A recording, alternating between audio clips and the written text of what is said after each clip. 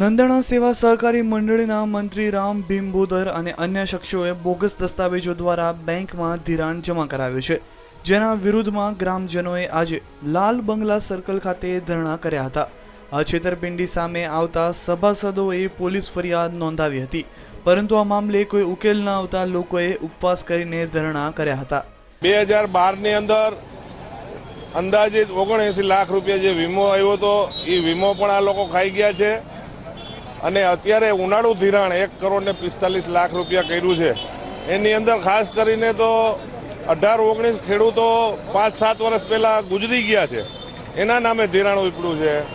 ગામના સરપંચશ્રીને ખાતે કે પોતાને જમીન ન હોવા છતાં પણ એના નામે પણ જમીનનો ધિરાણ ઉપડ્યું છે।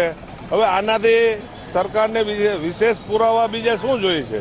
તો નંદાનાના ગામના સરપંચ પ્રવીણભાઈ નારિયા ખેડૂત ન હોવા છતાં અને તેમના નામની કોઈ પણ જમીન ન હોવા છતાં આ મંડળીના ધિરાણ કૌભાંડમાં તેમના નામનું ₹65,000નું ધિરાણ મંડળીના રજિસ્ટરમાં નોંધાયેલું હોવાનું પણ સામે આવ્યું હતું। મંડળીના મંત્રી પછી અધિકારી બધાની મિલીભગત છે અને મારું અનુમાન એવું છે કે આ પણ મોટા માથાઓ સામેલ હોવાથી કાર્યવાહી કરતા નથી અને જો આજ સાંજ લગ્નમાં FIR નહીં ફાટે પોલીસવાળાથી તો મંગળવારે આત્મવિલોપનનો કાર્યક્રમ રાખેલ છે અને આત્મવિલોપન સરપંચ ખુદ પોતે કરશે।